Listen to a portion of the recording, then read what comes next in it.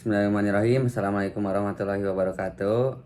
Perkenalkan, nama saya Muhammad Asy Abdul Malik dengan NIM 1030223000131 dari kelas SE 4702 Program Studi Rekayasa Perangkat Lunak. Yang pertama ada memori sekunder. Dalam konteks sistem komputer adalah jenis penyimpanan data yang digunakan untuk menyimpan informasi secara permanen atau untuk jangka waktu yang lebih lama. Berbeda dengan memori utama atau RAM yang bersifat sementara dan digunakan untuk menyimpan data yang sedang aktif diproses. Memori sekunder dirancang untuk menyimpan data, program, dan sistem operasi secara permanen sampai dibutuhkan kembali. Lalu ada ciri-ciri memori sekunder. Yang pertama, memiliki kapasitas yang besar. Memori sekunder umumnya memiliki kapasitas yang jauh lebih besar dibandingkan dengan memori utama. Kemudian yang kedua ada kecepatan akses. Akses data dari memori sekunder biasanya lebih lambat dibandingkan dengan memori utama, tetapi cukup efisien untuk penyimpanan jangka panjang. Lalu ada contoh memori sekunder. Yang pertama ada hard disk drive atau HDD. Penyimpanan berbasis magnetik yang menggunakan piringan berputar umumnya digunakan untuk penyimpanan data di komputer, desktop, laptop, dan server. Lalu ada SSD, Solid State Drive. Penyimpanan yang berbasis flash dan tidak memiliki bagian yang bergerak sehingga menawarkan akses data yang lebih cepat. Banyak digunakan di komputer modern untuk meningkatkan kecepatan booting dan pemuatan aplikasi. Lalu ada optical disk, media penyimpanan seperti CD, DVD, dan Blu-ray yang menggunakan laser untuk membaca dan menulis data. Sering dipakai untuk distribusi film, perangkat lunak, dan backup data. Yang keempat ada flash drive atau USB, penyimpanan portable yang berbasis flash dan mudah digunakan serta dibawa, umumnya digunakan untuk mentransfer data antar perangkat. Yang kelima ada magnetic tape, media penyimpanan yang menggunakan pita magnetik. Meskipun lebih lambat, tapi sering digunakan untuk backup dan penyimpanan data jangka panjang karena kapasitas yang sangat besar dan biaya yang rendah. Kesimpulannya, memori sekunder sangat vital dalam sistem komputer karena menyediakan ruang penyimpanan yang diperlukan untuk data dan program jangka panjang. Dengan beragam jenis dan teknologi yang tersedia, pengguna dapat memilih tipe memori sekunder yang paling sesuai dengan kebutuhan mereka. Lalu ada teknologi hard disk drive (HDD). Definisi hard disk drive adalah perangkat penyimpanan data yang menggunakan piringan berputar atau disk untuk menyimpan informasi secara magnetik. HDD merupakan salah satu bentuk memori sekunder yang umum digunakan dalam komputer dan server. Ada komponen utama dari hard disk ya. Yang pertama ada plat disk, piringan tipis yang terbuat dari aluminium atau kaca dilapisi dengan material magnetik.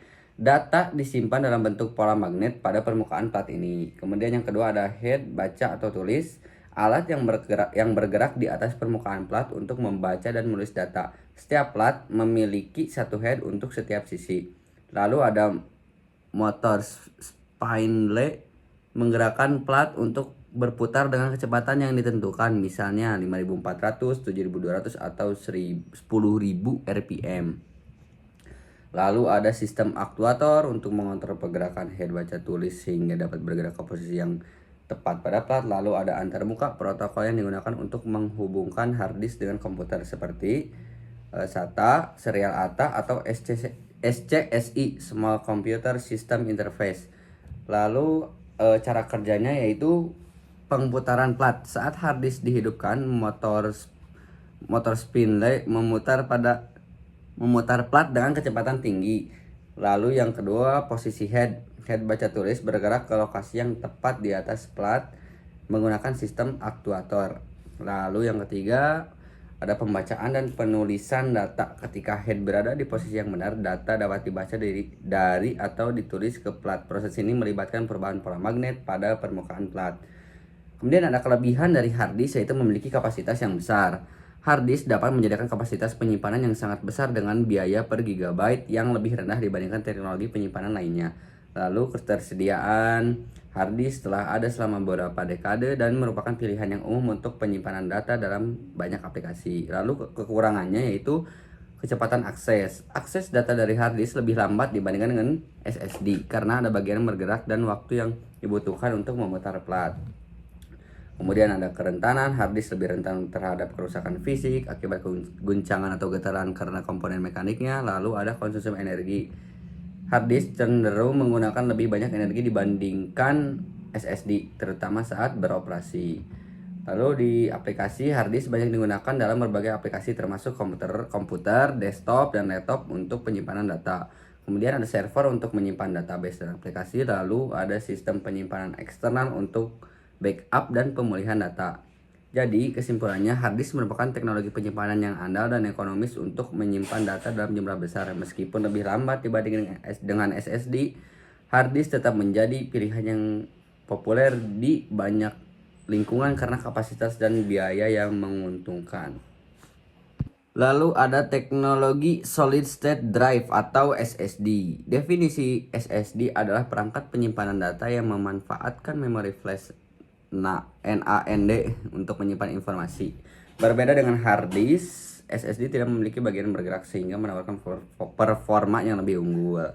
Lalu ada komponen utamanya yaitu memori flash NAND, jenis memori non-volatil yang menyimpan data dalam bentuk sel-sel memori. Data tetap terjaga meskipun perangkat dimatikan. Lalu ada controller, komponen yang mengatur komunikasi antara memori flash dan sistem komputer. Controller bertanggung jawab untuk manajemen data termasuk pengaturan wear, leveling, dan koreksi kesalahan. Lalu ada antarmuka, protokol yang digunakan untuk menghubungkan SSD dengan komputer.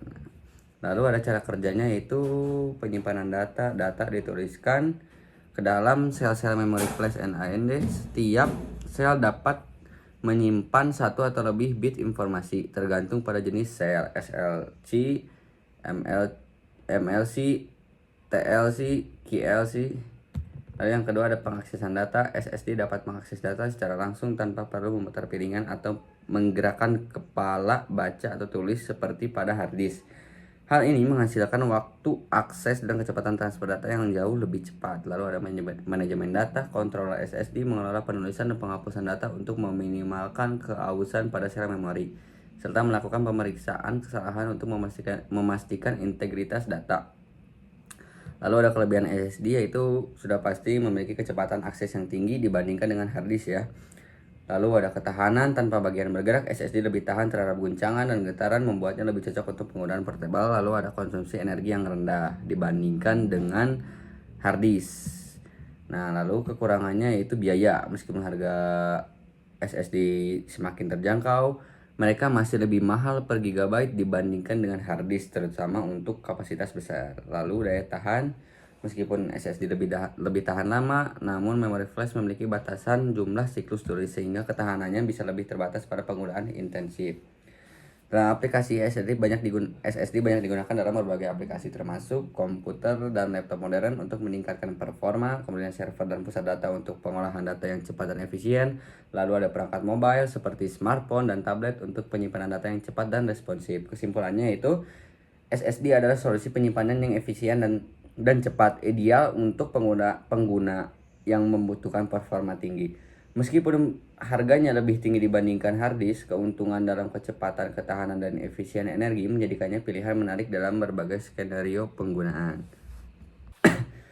Lalu ada teknologi penyimpanan optik. Definisinya yaitu penyimpanan optik adalah metode penyimpanan data yang menggunakan sinar laser untuk membaca dan menulis informasi pada media berbasis optik seperti CD, DVD, dan Blu-ray. Teknologi ini memungkinkan penyimpanan data dalam kapasitas besar pada media yang relatif kecil.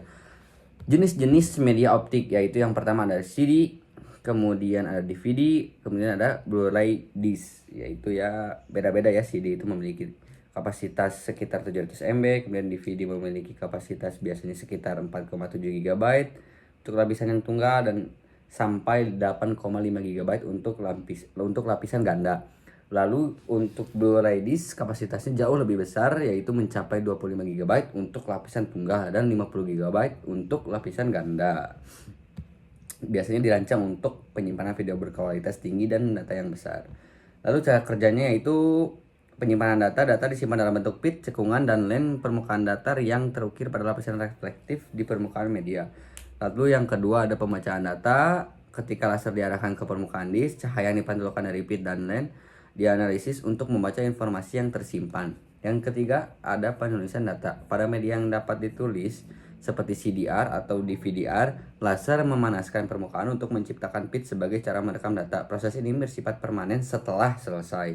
Lalu ada kelebihannya, yaitu kelebihan penyimpanan optik yaitu memiliki kapasitas yang tinggi, lalu ada portabilitas, lalu ketahanan. Nah, yang untuk kekurangannya yaitu ada kecepatan akses, proses membaca dan menulis data pada media optik cenderung lebih lambat dibanding hard disk dan SSD. Lalu kerentanan terhadap kerusakan permukaan media optik dapat tergores atau rusak yang dapat menyebabkan kehilangan data. Keterbatasan penyimpanan ulang media optik yang ditulis sekali CDR, DVD-R tidak dapat dihapus atau ditulis ulang. Lalu biasanya digunakan di aplikasi seperti distribusi musik dan film, penyimpanan perangkat lunak dan permainan, lalu ada cadangan data dan arsip informasi. Kesimpulannya itu penyimpanan optik adalah metode efisien untuk menyimpan data dalam jumlah besar dengan tingkat portabilitas yang baik, meskipun memiliki kecepatan akses yang lebih lambat dan rentan terhadap kerusakan. Teknologi ini tetap populer untuk distribusi media dan penyimpanan cadangan.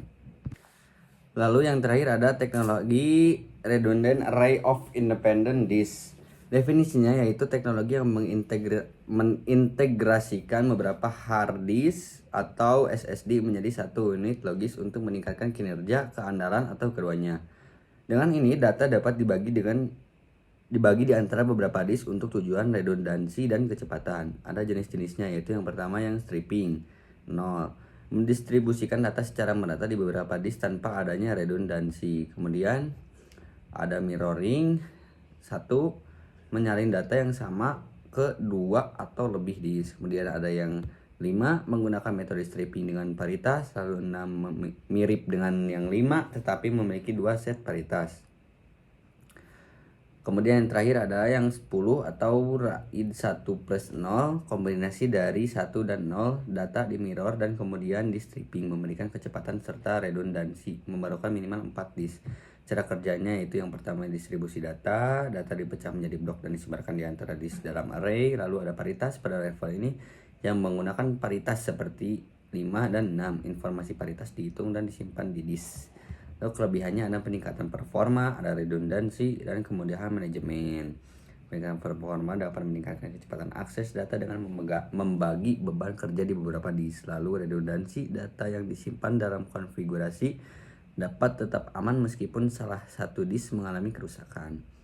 Kemudian ada kemudahan manajemennya, yaitu umumnya mudah dikelola menggunakan perangkat lunak atau perangkat keras khusus.